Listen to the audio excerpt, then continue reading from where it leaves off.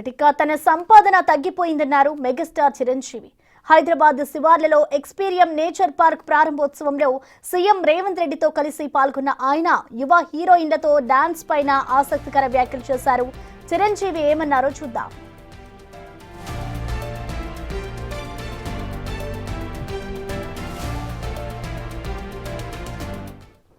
సంపద అంతంత మాత్రమే ఉంది, కొనలేనేమో అన్నారు. కానీ చూడండి సార్, వస్తే మీరే టెంప్ట్ అవుతారు.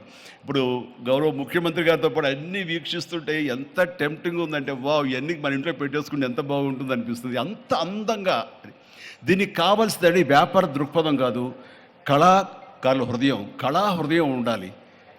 నా మటుకు నేను అతని ఒక కళాకారుడుగాను, ఒక ఆర్టిస్ట్గా చూస్తాను. నేను మల్టీ స్టోరీ పెట్టుకుంటే ఆయన జీవితం కాదు కదా, తరతరాలుగా నిలిచిపోతాడు. అలా కాకుండా ఆయన కేవలం ఒక లోపల ప్యాషన్, చిన్నప్పటి నుంచి కాలేజీ రోజులో చదివే దగ్గర నుంచి, ఆర్ట్ కాలేజీలో చదువుతున్న దగ్గర నుంచి కూడా ఆయన మదిలో ఉన్నటువంటి ఆయన బ్రెయిన్ చైల్డ్.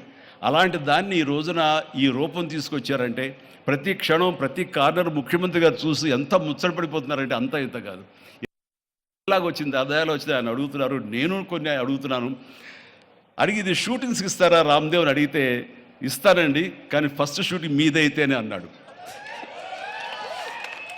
ఇప్పుడు నువ్వు ఆ మాట అన్నావు కదా, ఇప్పుడు కొత్తగా హీరోయిన్ని తీసుకొచ్చి ఆ అమ్మాయితో స్టెప్లు వేయాలంటే ఈ అండలో ఎలా ఉంటుందేమో తెలియదు. కానీ ఏదో చలికాలం అయినప్పుడు నెక్స్ట్ చలికాలం అయితే చేస్తానయ్యా అన్నారు. ఈలోగా వర్షాలు పడి ఇవన్నీ ఇంకొంచెం పచ్చగా ఉంటాయండి. 1 or 2 years లోపల ఇది అద్భుతంగా ఉంటుంది, కంటికి కనువింపుగా ఉంటుంది చెప్పేసి ఆయన చెప్తుంటే కనుక ఐ కుడ్ ఇమాజిన్. అట్లాగే ఇక్కడ వెడ్డింగ్ ప్లాన్ చేసుకోవచ్చు, వెడ్డింగ్స్ కానీ ఇతర రిసెప్షన్స్ కానివ్వండి.